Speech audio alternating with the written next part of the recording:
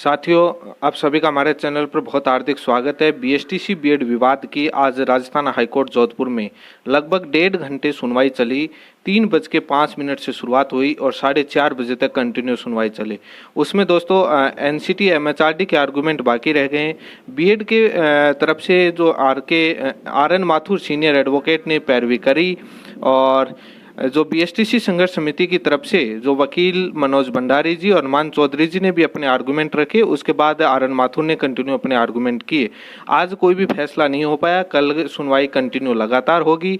बाकी जो भी आपको अपडेट आएगी वो इसी चैनल पर दी जाएगी। इसी चैनल पर बने रहें।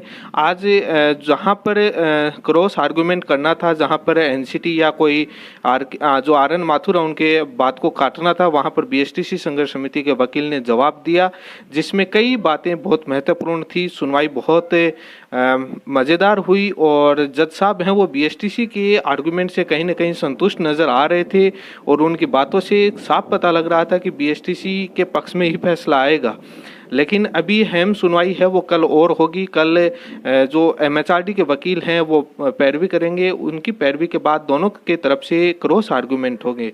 क्रॉस आर्गुमेंट होने के बाद कल कोई फैसला आने की उम्मीद है, क्योंकि बहुत बड़ा मैटर है। कोर्ट का नियम होता है कि सभी के पक्षों को सुना जाए। मैंने जैसे सुबह ही बताया था कि डिपेंड करता है कि बीएड और एमएचआरडी पर वो कितना लंबा टाइम खींचते हैं। वो क्योंकि वो लंबा टाइम खींचने की कोशिश कर रहे हैं कि फैसला कैसे भी करके जल्दी नहीं हुए, लेकिन कोर्ट का रुख है वो जल्दी करने के है, क्योंकि लगातार सुनवाई कर रहा है। कल भी कोर्ट सुनवाई करेगा और कल फैसला आने की पूरी उम्मीद है। जो कोर्ट के अंदर हुआ, जो तमाम जो आरटीआई के सबूत आए, उन्हीं सबूतों से, उन्हीं जवाबों से उनके बातों को काटा गया।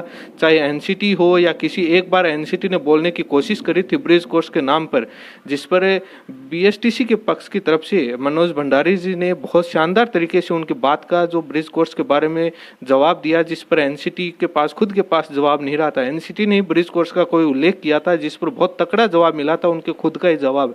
आप समझ सकते हैं कि किसका कितना मजबूत है। हंसने वाले ऐसे ही आएंगे, कहेंगे हम जीत रहे हैं, उनका काम वही है। लेकिन मुझे लगता है कि किसी भी तरीके से केस है वो कमज़ोर नहीं है, क्योंकि जो लोग कह रहे हैं कि हम केस जीतेंगे वो किसी हाल में नहीं जीतेंगे।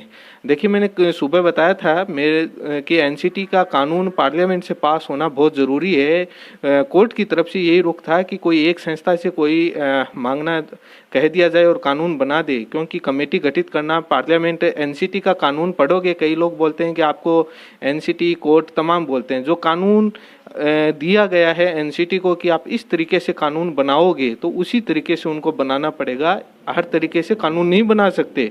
तो कानून बनाने की प्रक्रिया संसद का, कैबिनेट मीटिंग का, पार्लियामेंट का, तमाम चीज़ें मैंने मेरे यूट्यूब चैनल पर बताई हैं। आज सुबह जो लाइव आया था, उस लाइव के दौरान मैंने बहुत महत्वपूर्ण बातें बताई थी। उसको आप सुनोगे, पूरी चीज़ें मालूम चल जाएगी और देखते हैं कल शायद फैसला आना चाहिए।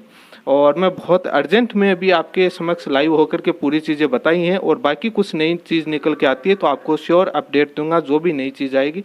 इसी के साथ आप सभी बने रहें।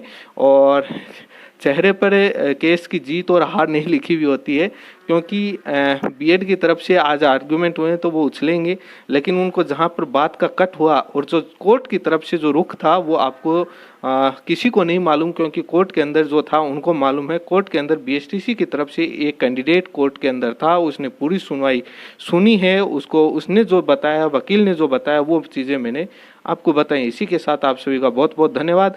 लेकिन एग्ज़ाम से पहले कोई ऑर्डर होने की पूरी संभावना है और मे भी कल फैसला भी हो सकता है, क्योंकि कल कोई ज़्यादा मैटर नहीं चलेगा।